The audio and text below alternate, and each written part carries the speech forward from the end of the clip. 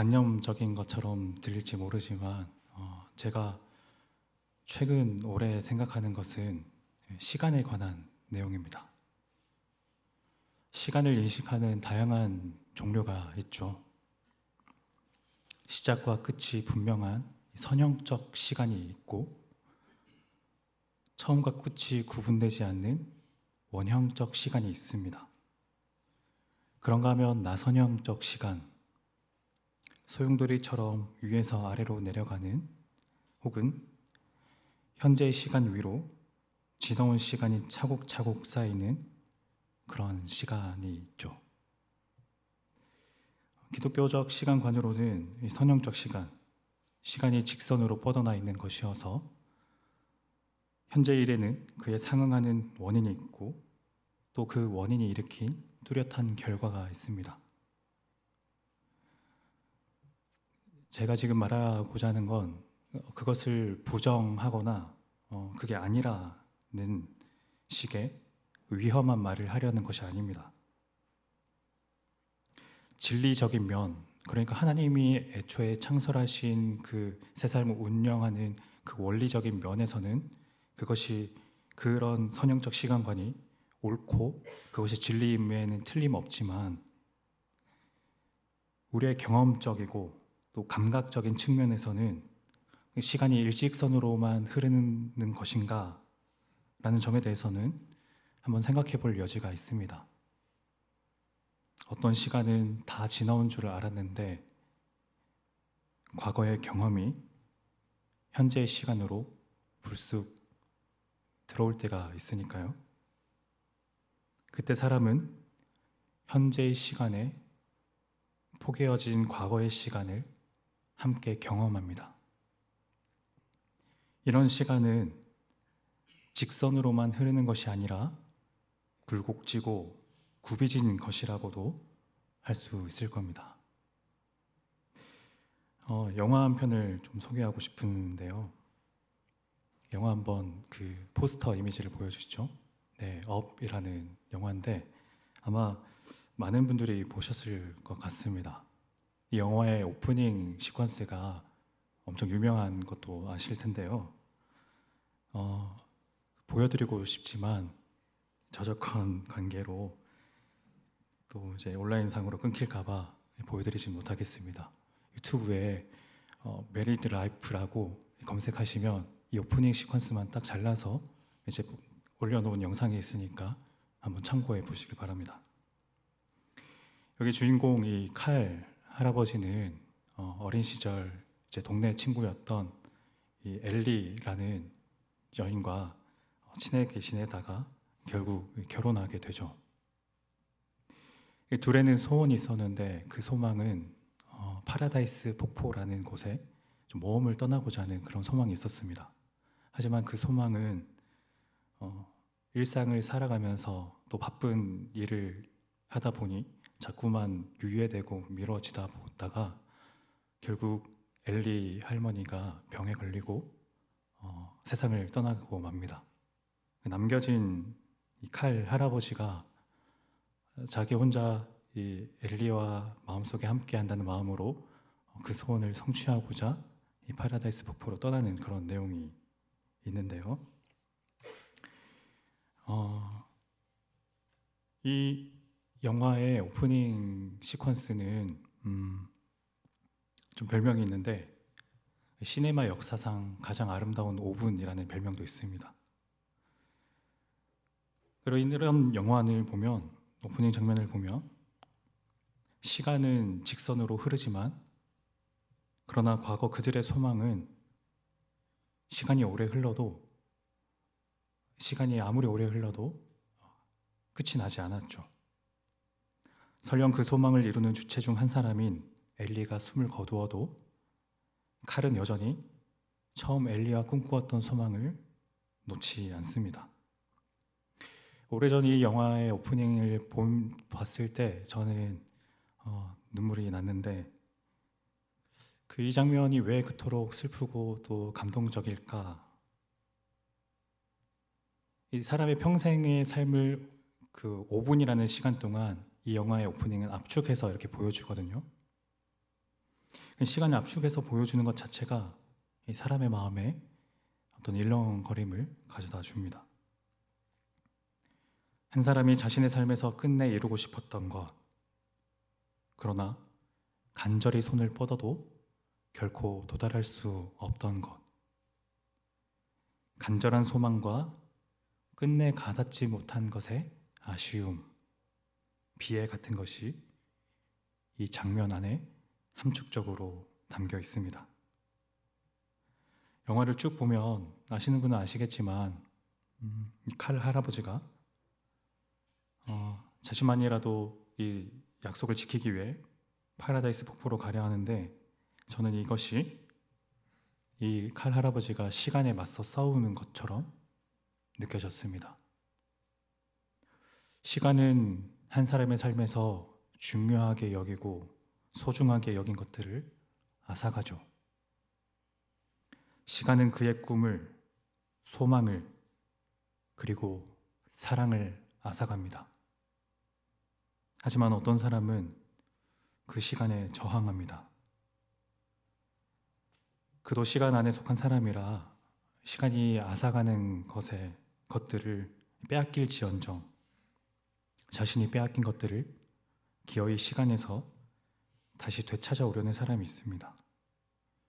이런 사람의 안간힘이 저는 사람의 시간을 좀 다르게 인식하게 만들어준다고 생각합니다. 흘러가는 현재는 그저 앙상한 일직선이 아니라 과거가 쌓이고 미래를 소망하면서 현재는 두터워질 수 있는 거죠. 시작이 그리 좋지 않다는 느낌이 좀 들고 있습니다. 저희가 방금 읽은 시편 90편은 두 시간이 대조됩니다. 하나님의 영원과 인간의 하루. 1절과 2절이 하나님의 영원하심에 대해 다루고 있네요. 시편 90편 1절, 주여 주는 대대에 우리의 거처가 되셨나이다. 2절, 산이 생기기 전 땅과 세계도 주께서 조성하시기 전 곧 영원부터 영원까지 주는 하나님이시니이다. 영원 전부터 계신 하나님께서 세상을 만드셨고, 또 세상을 만드신 하나님은 세상이 사라지더라도 영원까지 변함없이 하나님으로 계실 것이라는 그 찬양이 1절과 2절에 담겨 있습니다. 이어지는 3절부터는 그 하나님의 영원하심에 대한 대조로서의 인간의 유한한 시간이 나옵니다. 세 번역으로 한번 읽겠습니다. 주님께서는 사람을 티끌로 돌아가게 하시고 죽을 인생들아 돌아가거라 하고 말씀하십니다. 주님 앞에서는 천년도 지나간 어제와 같고 밤의 한순간과도 같습니다.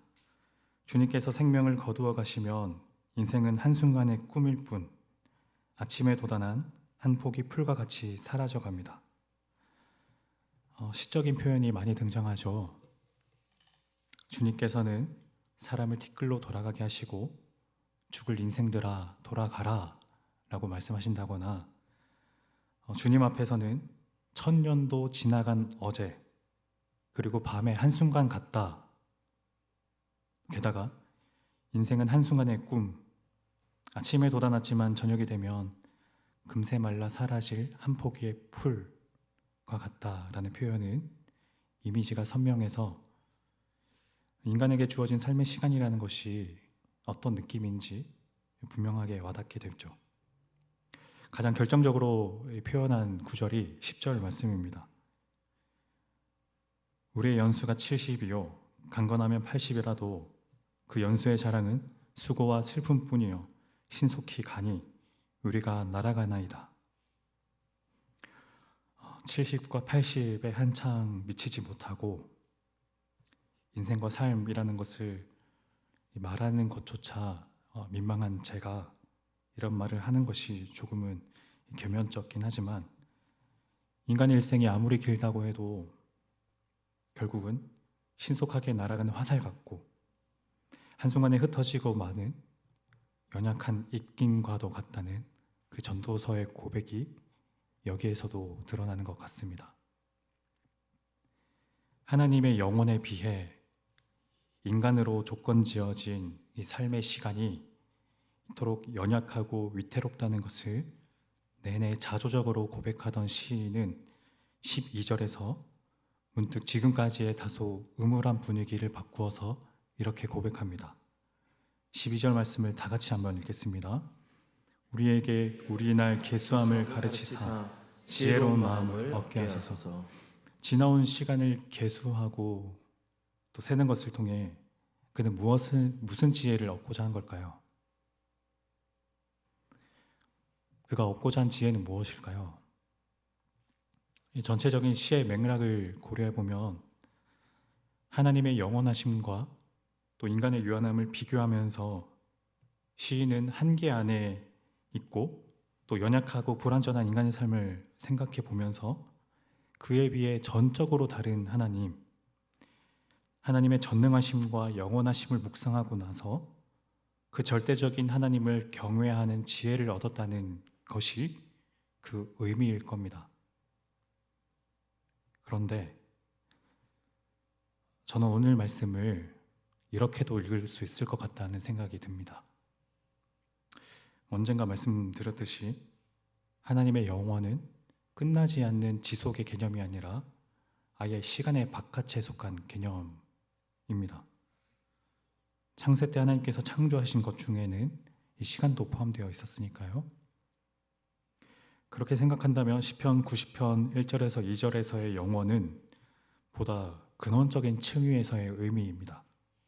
주여, 주는 대대 우리의 거처가 되셨나이다.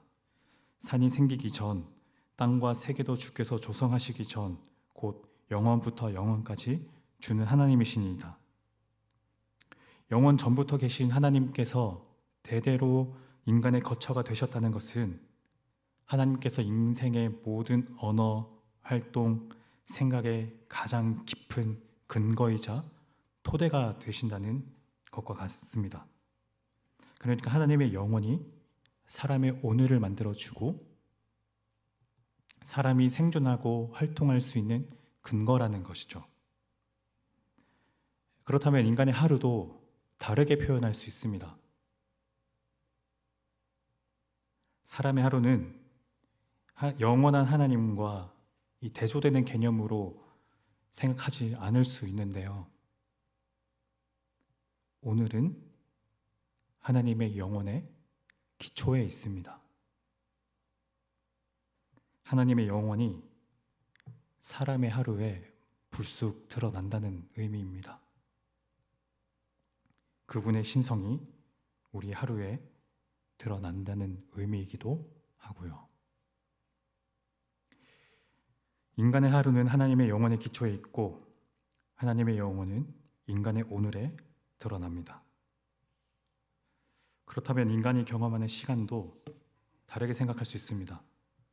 시간은 앞으로 흘러가기만 하는 것이 아니라 굽이쳐 흐르고 때로는 현재로 과거가 밀려 들어오고 미래를 현재로 당겨올 수 있습니다. 저는 이것이 오늘이라는 하루에 영원의 시간성을 활용하는 사람의 특징 같습니다. 사람이 앙상한 오늘을 두텁게 만들 수 있는 것은 과거를 추억하거나 미래를 소망하면서입니다. 과거를 추억하고 미래를 소망하면서 오늘이라는 하루를 두껍게 만들 수 있죠. 과거, 현재, 미래라는 시간의 경계를 초월해서 연결하고 있는 것입니다. 그리고 이것은 선형적인 시간 위에 흘러가는 사람이 그런 시간을 초월하여 시간 너머에 계신 하나님의 영원을 흉내내는 행동과 같다는 생각도 합니다. 시간의 경계를 초월한다고 거창하게 제가 표현하게 됐지만 실은 저희가 일상적으로 잘 하는 것이기도 합니다. 과거를 기억하고 미래를 기대하고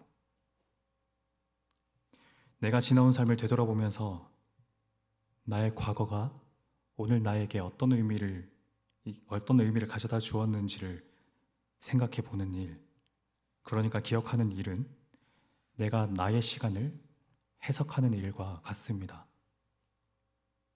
그 해석을 하는 동안 사람은 스스로를 잠깐 초월해서 나 자신을 골똘하게 바라보게 되죠. 물론 여기서의 해석은 성경의 기초에 있어야 할 겁니다. 내가 나 자신으로 벗어나서 하나님이 왜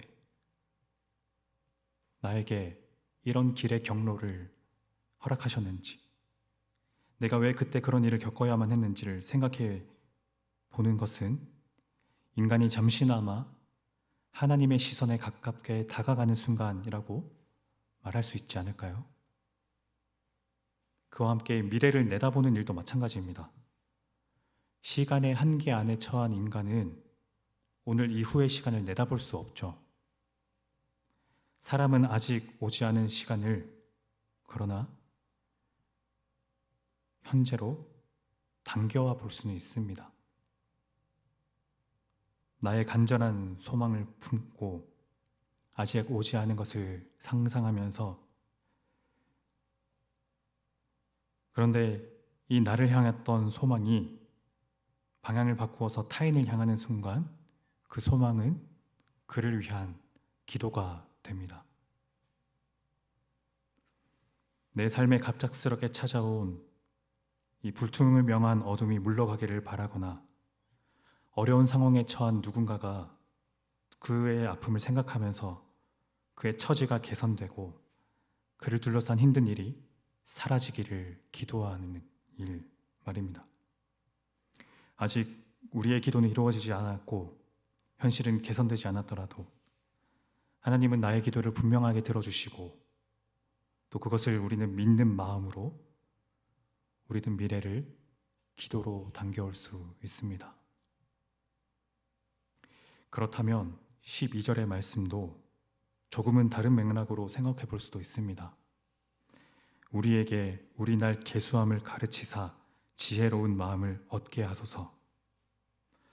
여기서 우리 날이라는 것은 우리가 지금껏 살아온 삶의 과거의 시간을 의미하기도 하겠지만 아직 내가 살아보지 못한 미래의 시간도 포함됩니다.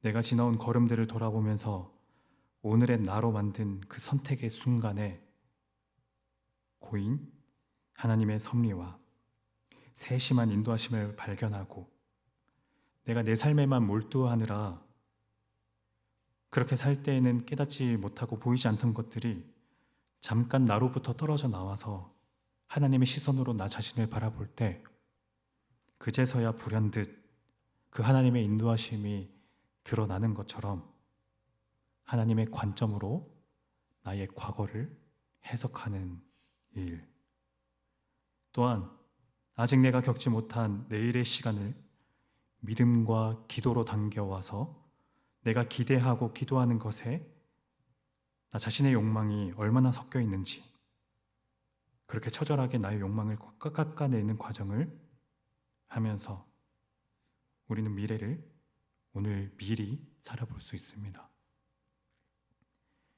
이렇게 인간의 오늘에 하나님의 영혼은 불쑥 고개를 내밉니다.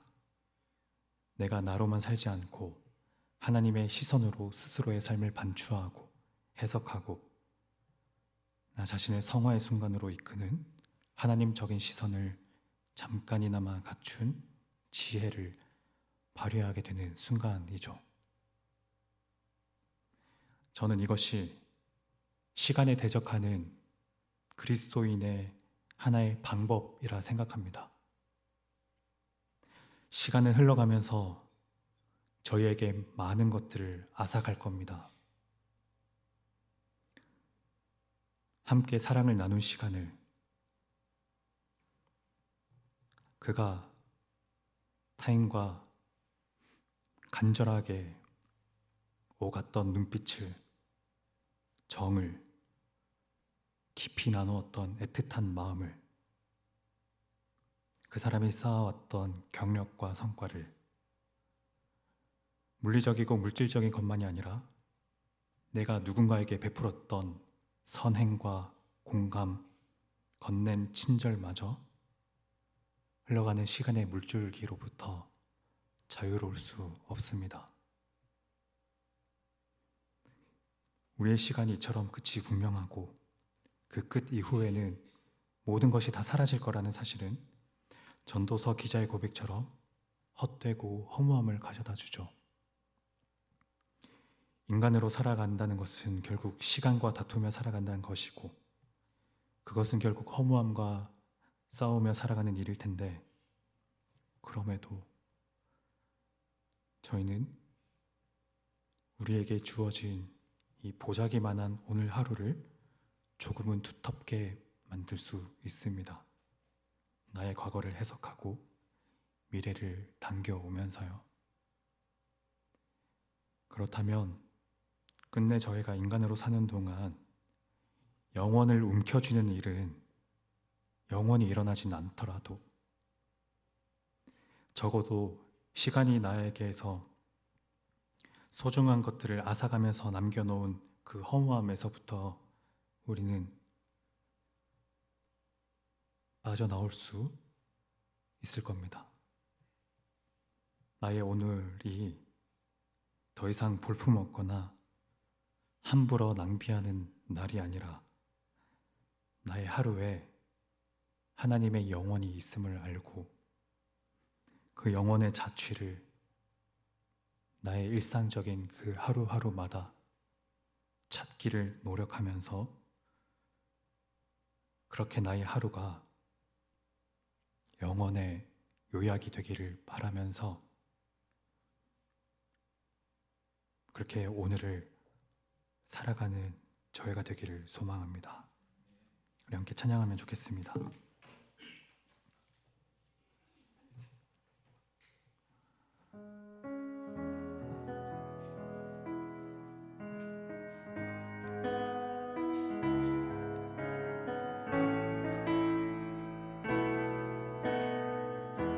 내 아버지, 내 아버지, 그 품 안에서 내 영혼은 안전합니다. 주 손길로 내 삶을 나누시니 그 평강이 나를 덮습니다. 다시 한번 내 아버지, 내 아버지, 그 품 안에서 내 영혼은 안전합니다. 주 손길로 내 삶을 안으시니 그 평강이 나를 덮습니다. 나 비록 넘어지며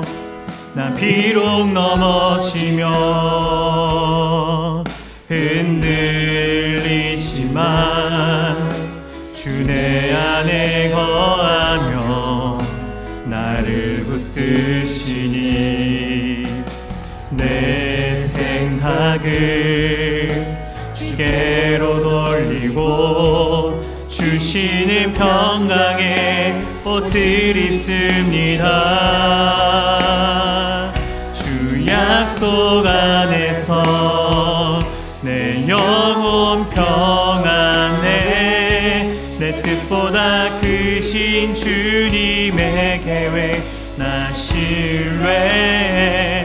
두려움 다 내려놓고 주님만 의지해.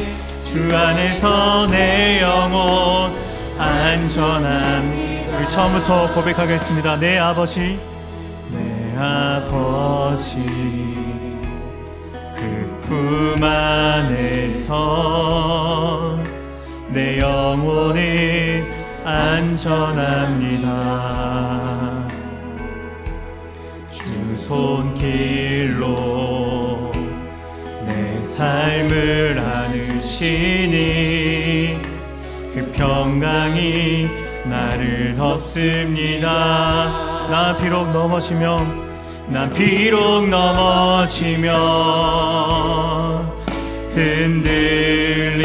흔들리지만 주 내 안에 거하며 나를 붙 붙드시니 내 생각을 주께로 돌리고 주시는 평강의 옷을 입습니다. 주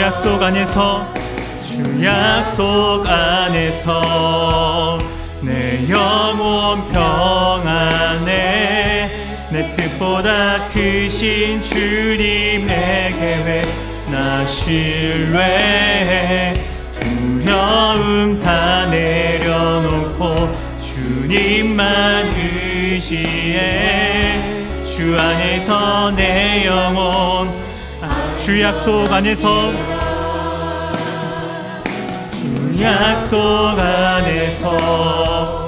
내 영혼 평안에 내 뜻보다 크신 주님의 계획 나 신뢰해 두려움 다 내려놓고 주님만 의지해 주 안에서 내 영혼 우리 마지막으로 주 약속 안에서 내 영혼 평안에 내 뜻보다 크신 주님의 계획 나 신뢰해 두려움 다 내려놓고 주님만 의지해 주 안에서 내 영혼 안전합니다.